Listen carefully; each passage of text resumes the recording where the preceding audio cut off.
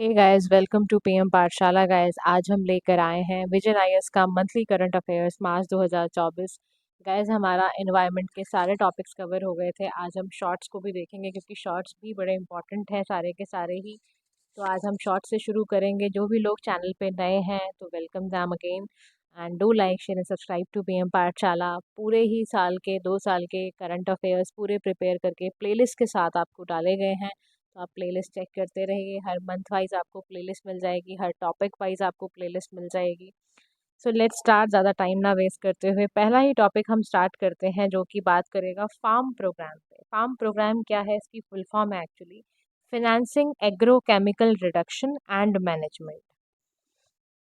देखो, global environment facility का शायद आपने नाम सुना हो। इन्होंने फंडिंग करी है, किस पे फंडिंग करी है? Financing agro chemical reduction and management program पे। इसके बारे में बड़े ध्यान से समझना। ये पहला ऐसा कंसर्टेड एफर्ट है, ग्लोबल स्केल पे चलाया जा रहा है, जिसमें फिनेंशियल इंसेंटिव दिया जा रहा है कि अगर कोई भी हार्मफुल इनपुट डाला जा रहा है फूड की प्रोडक्शन में तो उसका यूज़ प्रिवेंट करने के लिए तो $379 मिलियन इनिशिएटिव ऐसे लिए जा रहे हैं। ठीक है। इनकरेज ये भी करा जा रहा है कि जब भी हम फूड प्रोडक्शन करें तो उसमें हमारा लो एंड नॉन केमिकल ऑल्टरनेटिव्स का इस्तेमाल हो। इसका जो पूरा है ना, जो ये प्रोग्राम फॉर्म प्रोग्राम है, इसका टेन्योर रखा गया है 5 ईयर्स का। तो ध्यान रखना है इस बात को, ठीक है। अच्छा, इसके अलावा ये क्या करेगा, ये ना गवर्नमेंट को रेगुलेशन भी लेकर आएगा गवर्नमेंट के अंडर कि वो ना जितने भी परसिस्टेंट ऑर्गेनिक पोल्यूटेंट्स होते हैं उनको फेज आउट करना शुरू कर दें, ख़त्म करना शुरू कर दें। फेज आउट का मतलब समझते हो? ख़त्म करना शुरू कर दें। अब देखो, जैसे ही ये बात आती है कि परसिस्टेंट आपके कौन होते हैं, परसिस्टेंट पोल्यूटेंट, है ना, तो जब भी इस तरह का सवाल आए तो आपको मन में ये डेफिनेटली आना चाहिए कि परसिस्टेंट पोल्यूटेंट्स होते क्या हैं। ऑर्गेनिक जितने भी आपके ही होते हैं। तो पीओपीज का मतलब है कि जैसे आपने सुना होगा डीडीटी का इस्तेमाल करते हैं, है ना, पेस्टिसाइड्स का इस्तेमाल किया जाता है खेती करते समय, है ना, ये ऐसे जैसे और दूसरे ऐसे बायो प्रोडक्ट जो कि इंडस्ट्रियल बायो प्रोडक्ट्स हैं, तो अगर उन्हें यूज़ किया जाता है तो देखो फिर यानी कि परसिस्टेंट ऑर्गेनिक पोल्यूटेंट्स को फेज आउट करने की बात है। अब ये परसिस्टेंट रहते हैं, पता है क्यों? क्योंकि ना परसिस्टेंट ऑर्गेनिक पोल्यूटेंट को क्यों रोका जा रहा है? क्योंकि ये इन्वायरमेंट में हमेशा बने रहते हैं, ये कभी ना डिग्रेड नहीं होते हैं। इसीलिए इनका इस्तेमाल करने से रोकने के लिए ही फेज आउट की बात आ रही है। सेकंड, यहाँ पर ये कह रहा है कि एग्रोकेमिकल एग्री प्लास्टिक जो है ये सब भी खत्म होए, क्योंकि बेटर मैनेजमेंट स्टैंडर्ड हमें चाहिए चाहिए। दूसरा, हम क्या चाहते हैं कि हम ना बैंकिंग, इंश्योरेंस और इन्वेस्टमेंट के क्राइटेरिया को स्ट्रेंथन कर दें, ताकि जो भी अवेलेबिलिटी है रिलेटेड टू पेस्ट कंट्रोल और प्रोडक्शन के ऑल्टरनेटिव्स के लिए वो अच्छी हो जाए, और ट्रेड भी सस्टेनेबल प्रोड्यूस का हम कर पाएँ। ये बहुत ज़रूरी हो चुका है। देखो, फिर अगर देखो मेंबर्स की बात करोगे तो इसमें मेंबर कौन कौन है? इंडिया है, इक्वाडोर है, केन्या है, लाओ पीडीआर है, यानी कि पीपल रिपब्लिक, है ना, डेमोक्रेटिक रिपब्लिक, और इसके बाद आपका फिलीपींस है, उरुग्वे है, वियतनाम है। ये सारे के सारे इसके मेंबर्स हैं जो इसको इस पे काम करेंगे। इसमें ना कुछ इम्प्लीमेंटिंग एजेंसी भी है। अब देखो, इसके मेंबर्स मत भूलना बिल्कुल भी फार्म प्रोग्राम के, क्योंकि थोड़े अलग हैं। आप देखो, अगर इंडिया, इक्वाडोर, केन्या, देखो अफ्रीका की 3 कंट्रीज हैं, फिर आपका उरुग्वे भी है, फिलीपींस भी है, वियतनाम भी है। उसके बाद इम्प्लीमेंटिंग एजेंसी की बात करोगे तो यूनाइटेड नेशन एनवायरनमेंट प्रोग्राम है, एडीबी भी है, यूएनडीपी भी है, फाओ भी है। सारे लोग मिलकर इस पे काम कर रहे हैं। अब ना देखो, सुनने वाली बात है और समझने भी वाली बात है कि फार्म इनिशिएटिव जो है financing agro chemical reduction and जो मैनेजमेंट वाली जो बात आई है, इसके इनिशिएटिव को लाने की सबसे बड़ी ज़रूरत क्या थी? क्योंकि देखो, इसकी ज़रूरत इसलिए पड़ी क्योंकि 4 बिलियन टन जो पेस्टिसाइड है ना, and 12 million KG of agricultural products जो प्लास्टिक है, वो हर साल यूज़ किया जा रहा है, और वो अल्टीमेटली हेल्थ और इन्वायरमेंट को बहुत हार्मफुल इम्पैक्ट डाल रहा है। सेकंड ये है कि ये हाईली हेजार्डस पेस्टिसाइड है, मिसमैनेज एग्रीकल्चरल प्लास्टिक है, जिसमें से बहुत सारे ना टॉक्सिक पीओपीज निकलते हैं, केमिकल्स निकलते हैं, जो कि इन्वायरमेंट में आप ब्रेक डाउन नहीं कर सकते। और इनकी वजह से क्या होता है, मैंने आपको कहा ना, पीओपी को यानी कि परसिस्टेंट ऑर्गेनिक पोल्यूटेंट्स को इमीडिएटली फेज आउट करने की ज़रूरत है, क्योंकि इससे क्या होता है, एयर, वाटर और फूड, ये सारी की सारी चीज़ें पोल्यूट होती हैं। ठीक है। अब हाउएवर, लेकिन क्या हो रहा है, जो करेंटली फार्मर्स है ना, उनको इंसेंटिव बहुत कम मिलते हैं ऐसी बेटर प्रैक्टिसेस को अडॉप्ट करने के। तो उनको लगता है यार इससे अच्छा जो केमिकल्स हैं वही ठीक है, उसी को यूज़ कर लेते हैं, तो वो सस्टेनेबल ऑल्टरनेटिव्स की तरफ बढ़ते ही नहीं है। इसीलिए इस तरह के प्रोग्राम चलाए जा रहे हैं ताकि फंडिंग अगर प्रॉपर रहेगी तो इस तरफ हम जा भी पाएंगे। अब हमने ग्लोबल एनवायरनमेंट फैसिलिटी पढ़ा तो उसकी रिलेटेड समझ लो, इसका हेडक्वार्टर्स आपका वॉशिंगटन डीसी में है। 1992 में इस्टेब्लिश किया गया था। यूनिक पार्टनरशिप है, 18 एजेंसीज इसमें काम करती हैं। इंडिया भी इसका मेंबर है, ठीक है। इसने बहुत सारे कन्वेंशंस पे काम किया हुआ है। मीना माता जो कि मरकरी से रिलेटेड था, देखो पीओपी से रिलेटेड स्टॉकहोल्म की कन्वेंशन भी है एक। इसके बाद यूएनसीसीडी, यूएनसीबीडी, यूएनएफ ट्रिपल सी, ये सब इस पे काम करते हैं, ठीक है। ट्रस्टी इसका वर्ल्ड बैंक है। अच्छा, नेक्स्ट टॉपिक जो आपका है again is important, that is city specific zero carbon building action plan. Very important. देखो इंडिया की पहल पूछ लेगा फैक्चुअल डेटा वाला क्वेश्चन, तो देखो आपको पता है ना बड़े फैंसी क्वेश्चंस भी आते हैं, तो आपसे पेपर में पूछ लेगा कि इंडिया का ऐसा पहला कौन सा राज्य है या उस जगह पे कौन सी ऐसी सिटी है जहाँ पर city specific zero carbon building action plan बनाया गया है। तो याद रखना, महाराष्ट्र का रीजन है, सिटी है नागपुर, वहां पर ऑरेंज सिटी से याद रख लो, नागपुर में ऑरेंज खूब मिलते हैं तो नागपुर। तो जीरो कार्बन बिल्डिंग जो है वो बिल्डिंग्स है जो कि क्या करती है, एनवायरनमेंट की परफॉर्मेंस की लाइफ साइकिल को इम्प्रूव करती है, एम्बॉर्डर्ड रिड्यूसेस करती है, end to end GHG emissions को कम करने का काम करती है। तो नागपुर ने ये लिया, एम किया, क्योंकि हमारा ना एम है कि 2050 तक हमें नेट जीरो कार्बन इमिशन करना है। तो इंडिया में नेट जीरो टारगेट जो है वो 2070 वाला है। तो अगर आज से ही हम नहीं शुरू होंगे तो हम वहां तक पहुंच नहीं पाएंगे, क्योंकि हम बहुत खराब कर चुके हैं एनवायरनमेंट को। तो यानी कि zero carbon building action plan जो है नागपुर का, इसमें जॉइंटली पार्टनर्स करके आया है, लाइक पार्टनर के पास भी है इसमें, zero carbon building accelerator project के साथ इसको जोड़ के करा जा रहा है। और वर्ल्ड रिसोर्सेज इंस्टीट्यूट 2021 है, उसमें भी काम कर रहा है। नागपुर ग्लोबली अगर हम देखें तो वन ऑफ 6 ग्लोबल सिटी है जहाँ पर इस तरह का प्रोग्राम चलाया जा रहा है। उससे पहले केन्या में, कोस्टारिका में और टर्की में, कोलंबिया में ये ऑलरेडी चल रहा है ये प्रोजेक्ट, ठीक है। तो ध्यान रखना इंडिया में कहाँ चल रहा है। अब देखो क्या ज़रूरत है इस तरह की बिल्डिंग क्रिएट करने की, जो zero carbon building action plan करने की क्या ज़रूरत है। देखो हम ना ये चाहते हैं कि हमारी जो बिल्डिंग हो ना उसमें ग्रीन हाउस गैसेस से इमिशन जो है वो अगर हमने नहीं रोका, तो अगर कह रहे हैं कि डेटा आप देखोगे ना तो 2017 से अगर आप कंपेयर करते हो तो डबल ही हुआ है। फिर कह रहे हैं कि ओवर नेक्स्ट 20 to 30 ईयर जो global green house gas emission है ना इंडिया के स्टील एंड सीमेंट इंडस्ट्री का, वो भी बहुत नियरली 3 to 6 टाइम्स बढ़ गया है। फिर कह रहा है जो ब्रिक किल्स है ना अनदर सोर्स है, मेजर सोर्स है कार्बन मोनोऑक्साइड जिससे निकलता है, नाइट्रस ऑक्साइड या पर्टिकुलेट एमिशन, ये सारे इससे बाहर निकलते हैं। तो नागपुर का जो ये आपका जीरो कार्बन आपका बिल्डिंग एक्शन प्रोग्राम है ना, ये नेशनल पॉलिसी फ्रेमवर्क पे चल रहा है। यानी कि देखो अल्टीमेटली हम ये चाहते हैं कि जब नागपुर की बिल्डिंग्स बने तो अगर हम वहाँ पर इस तरह का काम करेंगे ना तो इससे रिलेटेड कई सारे हम प्रोग्राम्स को लेके चलेंगे, इसमें नेशनली डिटरमाइंड कंट्रीब्यूशन वाला, इंडिया का long term low carbon development strategy, energy conservation, ये सारे एक्ट्स के तहत, या इको निवास संहिता 2018 है, उसको लेके हम ये बनाएंगे अब नागपुर की बिल्डिंग्स को, ताकि हमारा जो भी कार्बन इमिशन है वो खत्म होता चला जाए, right. Now let's come to the third topic, that is ethanol 100। देखो इथेनॉल 100 ना फ्यूल है एक तरह का। लॉन्च कौन करता है इसको, ministry of petroleum and natural gas ने इसको लॉन्च करा है। इथेनॉल 100 जानते हो क्या होता है, क्लीनर एंड ग्रीनर ऑल्टरनेटिव है ये गैसोलीन का।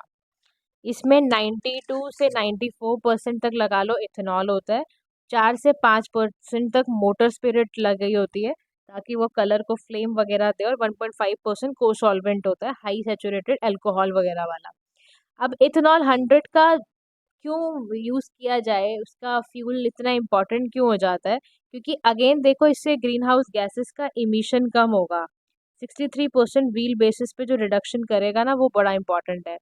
हाई ऑक्टेन रेटिंग है क्योंकि इससे इंजन की परफॉर्मेंस बढ़ेगी, एफिशिएंसी, पावर आउटपुट बढ़ेंगे। इससे ना फॉरेन एक्सचेंज सेविंग जो है ना वो रिड्यूस होएगी, बहुत ज़्यादा हमारा फॉरेन एक्सचेंज में जो पैसा खर्च होता था वो भी हमारा बचेगा। इसलिए हमें इस तरह के फ्यूल की ज़रूरत है।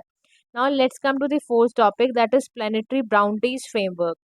प्लानिटरी बाउंड्रीज फ्रेमवर्क का क्या मतलब है, देखो 2024 में टाइलर प्राइज दिया जाता है इन्वायरमेंटल अचीवमेंट के लिए। ये जॉन रॉकस्ट्रॉम को दिया गया है क्योंकि उन्होंने प्लानिटरी बाउंड्रीज फ्रेमवर्क बनाया है। क्या होता है, देखो ये 2009 में ही पब्लिश किया गया था। प्लानिटरी बाउंड्रीज का मतलब है 9 सिस्टम है जो प्लैनेट्स की फंक्शनिंग और उनके स्टेट के बारे में बताते हैं। 9 प्लानिटरी बाउंड्रीज का मतलब है कि वहाँ का क्लाइमेट चेंज, बायोस्फीयर, वहाँ की इंटीग्रिटी, वहाँ पे फ्रेश वाटर चेंज, ये सारा चीज़ें वहाँ पे पता चलेंगी, ओशन डिप्लीशन, ये सारी बातें।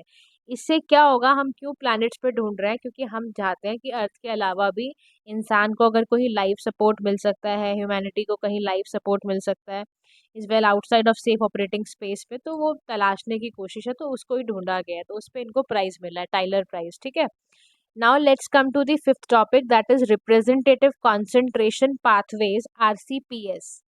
तो रिप्रेजेंटेटिव कॉन्सेंट्रेशन पाथवेज ना एक लेटेस्ट अप्रोच है इमिशन को डिटरमिन करने की। तो 4 डिफरेंट 21st सेंचुरी के पाथवेज डिस्क्राइब करे गए हैं ग्रीन हाउस गैसेज इमिशंस के, air pollutant emission, land use, ये सब वगैरह। तो इंटीग्रेटेड असेसमेंट मॉडल है और इसमें क्लाइमेट मॉडल को साइमुलेट करके बना है, इसका इम्पैक्ट एंड अडेप्टेशन असेसमेंट वगैरह देखने के लिए। अच्छा, नेक्स्ट टॉपिक जो इसमें आप बात करोगे, नेचर का रिस्टोरेशन लॉ पर बात की जा रही है। नेचर का रिस्टोरेशन लॉ क्या होता है, देखो यूरोपियन पार्लियामेंट ने ना नेचर रिस्टोरेशन लॉ बनाया है, जिसमें बोला है कि 20% ना हम ना EU का लैंड और ना सी जो है उसको रिस्टोर कर लेंगे। तो नेचर का रिस्टोरेशन लॉ बेसिकली क्या कोशिश कर रहा है कि जितना भी इकोसिस्टम है जो डिग्रेड हो रहा है उसको रिस्टोर करा जाए, जितने भी मेंबर स्टेट हैं। यू का क्लाइमेट, बायोडाइवर्सिटी के ऑब्जेक्टिव फुलफिल करते हुए फूड सिक्योरिटी को अचीव करना है। तो की एलिमेंट है, बाइंडिंग ट्रीटी है, यही काम कर रही है कि रिजिलियंट नेचर पे काम कर जाए, रिकवर कर जाए। और EU की कंट्रीज को बोला है भैया ऐसा प्लान बनाओ जिससे ये 2 साल के अंदर अंदर हो जाए और कोर्स में आ जाए। फिर नेक्स्ट टॉपिक हमारा 7 टॉपिक रिलेटेड है आपका पायरोलिसिस से। अब पायरोलिसिस क्या होता है, देखो रिसर्चर्स ने ये पाया है कि जो बायो एनर्जी ट्राई जनरेशन होता है वो टेक्निकली फिजिबल है पायरोलिसिस में। अब समझ लो पायरोलिसिस होता क्या है। पायरोलिसिस एक तरह का प्रोसेस है जिसमें आप क्या करते हो, ऑर्गेनिक मैटर को ना थर्मल उस पर हीट लगा के, उसमें जब हीट आप करते हो तो वो डिकम्पोज हो जाएगा। थर्मल डिकम्पोजिशन होता है, कब होता है, जब वहां पर ऑक्सीजन की कमी होने लग जाए। क्योंकि पायरो का मतलब ही देखो क्या होता है, फायर। लिसिस का मतलब ही होता है कि लूजनिंग, यानी फायर का लूज करना। तो ग्रीक वर्ड से लिया गया है ये। ठीक है, तो पायरोलिसिस क्या करता है, इसकी मदद से क्या होता है, जो कार्बोनेशियस मटेरियल्स होते हैं ना, जैसे कि वेस्ट बायोमास, क्रॉप का रेसिड्यू, बचा कुचा से फूड सड़ जाता है ना, एनिमल का जो मैन्योर होता है, उसको आप बायोकार या बायो ऑयल या आप सिन गैस को जनरेट कर सकते हो पायरोलिसिस के प्रोसेस से। यानी कि इससे ना रूरल कम्युनिटी की 3 प्रॉब्लम सॉल्व हो जाएंगी। क्या, इससे क्या होगा, एक तो ना बायोकार से ना सॉइल की क्वालिटी अच्छी हो जाती है। फिर जो बायो ऑयल होता है ना, उससे ना आप इलेक्ट्रिसिटी जनरेट कर सकते हो रूरल एरिया में, क्योंकि इलेक्ट्रिसिटी की प्रॉब्लम रहती है। दूसरा, सिन गैस जो होती है वो एक क्लीन एफिशिएंट कुकिंग फ्यूल है, तो वो कुकिंग में मदद करेगा। तो इसीलिए पायरोलिसिस का बड़ा इंपॉर्टेंस है। नेक्स्ट टॉपिक हमारा जो 8th टॉपिक है वो अर्थ आर में है। तो मार्च आते ही याद कर लो, आपका ये 2-4 प्रोग्राम बड़े इंपॉर्टेंट है। अर्थ आर इंपॉर्टेंट है, वर्ल्ड वाटर डे भी आपने मनाया, तो वो भी हमने सेलिब्रेट करा है ना। हमने कल वाटर के बारे में कितना डिस्कस किया, water is prosperity, water is peace. So earth hour जो है ना, is set to be observed on March 23rd from 8:30 PM to 9:30 PM तक रखा गया था, 1 घंटे का। देखो 2007 से ही हम इसको मना रहे हैं, लाइट आउट कर देते हैं इवेंट इन सिडनी में, ऑस्ट्रेलिया में, जब 2007 में हुआ था। हर साल मनाया जाता है, लास्ट सैटरडे ऑफ मार्च को इसको मनाते हैं, कोई डेट निश्चित नहीं है, ध्यान रखना। अर्थ आर हर मार्च की लास्ट सैटरडे को मनाया जाता है, ध्यान रखना। कौन कराता है ये program, WWF world wildlife fund करता है। क्यों, ताकि हमें क्लाइमेट चेंज की अवेयरनेस मिले, दूसरा हम एनर्जी को कंजर्व करना सीखें। बियॉन्ड द अर्थ आर ये भी हमें इंस्पायर करता है कि जो लोग हैं अब उनके हर एक्शंस ऐसे हों जो सस्टेनेबल फ्यूचर की तरफ हमें आगे बढ़ाएं। ठीक है, नेक्स्ट आपका टॉपिक आता है इकोसाइड। इकोसाइड क्या होता है, बेल्जियम ऐसी पहली कंट्री है यूरोप की जिसको इकोसाइड नेशनली और इंटरनेशनली ठहराया गया है इंटरनेशनल क्राइम। इकोसाइड जानते हो क्या होता है, अनलॉफुल तरीका होता है कमिट करना with knowledge that there is substantial likelihood of severe and either widespread और लॉन्ग टर्म, मतलब आप कुछ ऐसा काम कर रहे हो जिसकी वजह से इन्वायरमेंट में लॉन्ग टर्म डैमेज कर दोगे आप।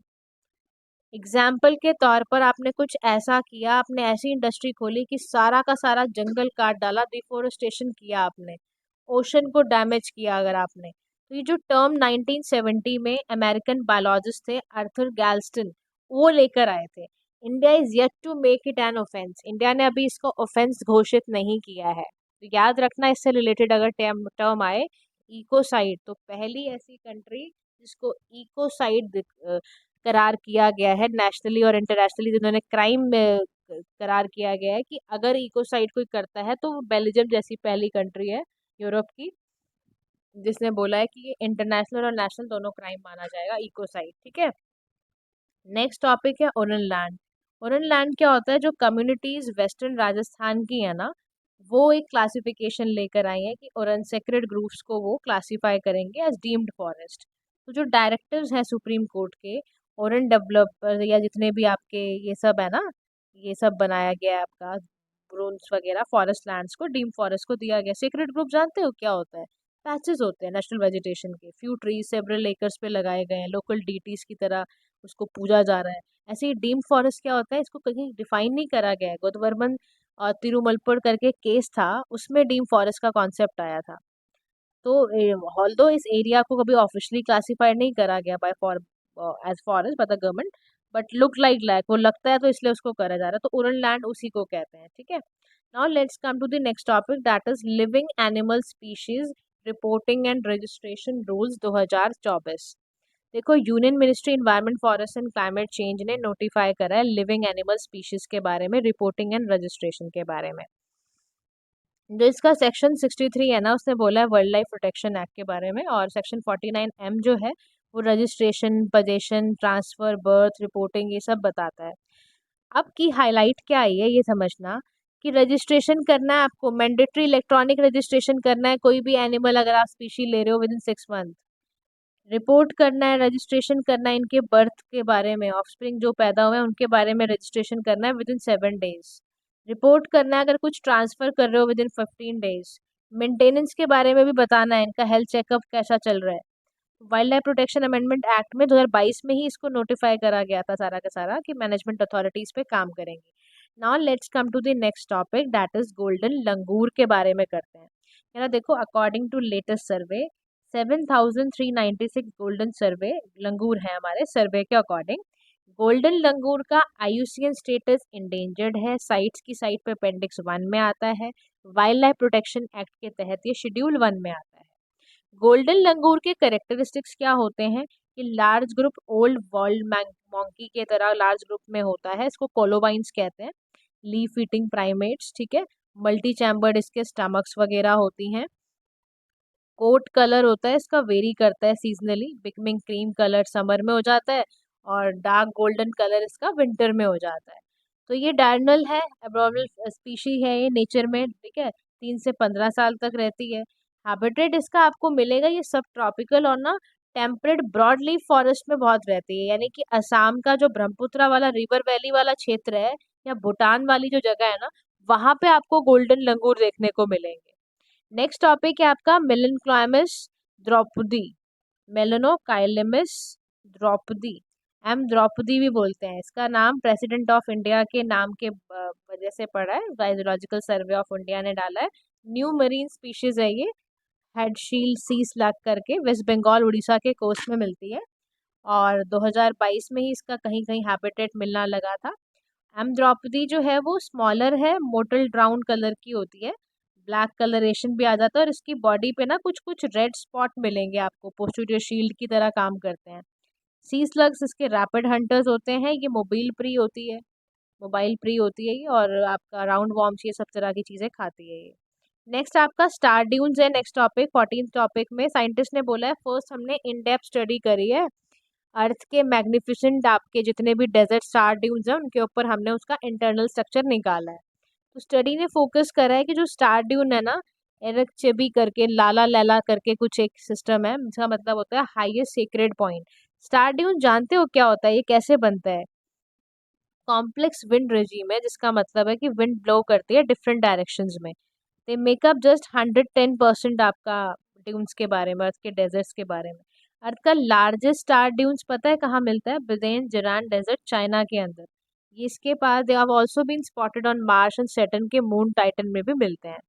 नेक्स्ट टॉपिक है आपका रेड मड। रेड मड का मतलब क्या है? जो रिसर्चर्स हैं आईआईटी मद्रास के, उन्होंने ये मेथड को डेवलप करा है कि कैसे बॉक्साइट की जो रेसिड्यू है, यानी कि जो रेड मड है उसको क्या बोलते हैं? बॉक्साइट का रेसिड्यू को रेड मड बोलते हैं। उसको कैसे ना ट्रीट करा जाए, और उसमें से कैसे ट्रीट करने के बाद वैल्यूएबल मटेरियल को निकाल लिया जाए। तो कह रहे हैं वैल्यूएबल मटेरियल में पता है क्या मिलेगा? देखो, सम सच मटेरियल लाइक सिरामिक होता है, इसमें डाइलेक्ट्रिक ऑप्टिकल प्रॉपर्टी होती है, पोटेंशियल एप्लीकेशन होता है, एनर्जी स्टोरेज होती है उसके अंदर। अब रेड जो मड है वो एनिमल प्रोडक्शन, एल्यूमिनियम प्रोडक्शन का बाई प्रोडक्ट है, हैवी मेटल होता है ये। आर्सेनिक, लेड, कैडमियम, वेनेडियम ये सब इसमें मिलता है, मरकरी वगैरह। हाई एल्किलिटी होती है, तो इसकी वजह से ना ये एक्सट्रीमली कोरोसिव होता है, damaging to soil and life forms. तो इसीलिए इसको ट्रीट करना जरूरी है रेड मड को, तो आईआईटी मद्रास इस पे काम कर रहा है।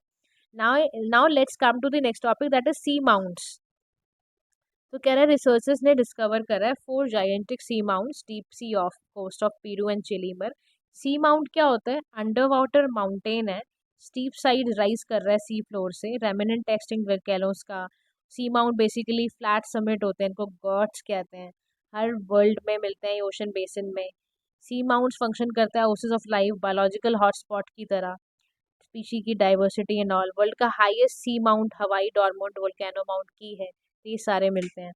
नेक्स्ट टॉपिक है आपका एंथ्रोपोसीन एपॉक, ह्यूमन एपॉक भी कहते हैं इसको। इंटरनेशनल कमीशन ने स्ट्रेटिग्राफिकली रिजेक्ट किया है ये वाला प्रपोजल कि हम ना डिक्लेयर ये नहीं करेंगे start of anthropocene epoch of this unofficially unit ये क्योंकि हो जाएगा। तो इसमें क्या होता था? Most recent period of earth history जो रही है, इसमें ह्यूमन एक्टिविटीज़ वगैरह देखी गई हैं, और ह्यूमन एक्टिविटीज़ में की वजह से अर्थ पे क्या असर पड़ रहा है, इंडस्ट्रियलाइजेशन का असर क्या पड़ा है, ये सब होता है। करंट एपॉक को हम होलोसीन कहते हैं, ध्यान रखना, जो 11,700 ईयर्स पहले हुआ after the last major ice age की वजह से। करंटली इसी की जियोलॉजिकल टाइम स्केल चल रहा है, and we are living in the अभी आपका फिनरॉइजॉइक और एनॉनी सब एरा पे अभी हम चल रहे हैं। नेक्स्ट टॉपिक है आपका शिनकुन ला पास। बॉर्डर रोड ऑर्गेनाइजेशन ने स्ट्रेटेजिकली इंपॉर्टेंट रोड्स को कनेक्ट किया है आपस में। मनाली हिमाचल प्रदेश का लेह लद्दाख से कनेक्ट हुआ है। कैसे हुआ वो? दारचा निम्बू है ना, कारगिल का लेह हाईवे, उससे करा गया है। याद रखना, दारचा निम्बू कारगिल लेह के हाईवे पर है। क्योंकि देखो, road is not only shorter, बल्कि ये एक पास को क्रॉस करती है, शिनकुल्ला। तो वो 16,500 फीट का है। तो शिनकुल्ला पास क्या करता है? लाहौल एंड स्पीति को भी कनेक्ट करता है हिमाचल प्रदेश में, और इसको कनेक्ट करता है फर्दर झंस्कर वैली कारगिल लद्दाख में। इससे क्या होगा? वहां पर ना अल्टीमेटली लद्दाख वाले रीजन को ऑल वेदर कनेक्टिविटी मिल जाएगी। फिर नेक्स्ट टॉपिक आता है हमारा ग्रेट लेक्स का। तो नॉर्थ अमेरिका का ग्रेट लेक्स रिकॉर्ड कर रहा है significantly below average ice cover for the second consecutive year in a row. Great Lakes क्या होती है? जैसे आपकी सुपीरियर है, मिशिगन है, रोन है, एरी है, ओंटारियो है, ये largest fresh surface water system है। तो एक्सेप्ट फॉर लेक मिशिगन, इस लेक ने नेचुरल बॉर्डर प्रोवाइड कर रहे हैं between Canada and United States. तो वाटर जो ग्रेट लेक्स का होता है वो फ्लो करता है from Lake Superior via Lake Huron, Lake Michigan, इन सब से। ठीक है, ऐसे चलता है। तो ग्रेट लेक्स आपकी देखो कैसे कैसे, ये सारी की सारी ग्रेट लेक्स का पार्ट है आपका। Lake Superior, Lake Michigan, Lake Huron, Lake Erie and की ना लोकेशंस प्लीज याद रखना, कहाँ कहाँ पे कौन सी लोकेशन पर है। ठीक है, इसके अलावा जब पेपर में ताकि कोई भी लोकेशन आए तो ना फटाफट से कर लो उसको। तो उसको ज़रूरत है कि हम देखो लोकेशंस वही पूछी जाती हैं जो आपके करंट न्यूज़ में चल रही हैं। तो बी वेयर अबाउट इट कि आप उसको बिल्कुल भी उसमें गलती नहीं करनी है, आपको बिल्कुल गलती नहीं करके आओगे। ठीक है, so thank you so much guys. आज हमारा इन्वायरमेंट पूरा ख़त्म हो गया है, हम सोशल सोसाइटी शुरू करेंगे, उसके बाद साइंस एंड टेक शुरू कर देंगे। तो बहुत जल्दी कराया जाएगा, आप उसके लिए चिंता मत करो। आप पुरानी वीडियोस को पहले पूरा अच्छे से कंसोलिडेट कर दो। Thank you so much for listening. Do like share and subscribe to PM Pathshala. Have a nice day to all.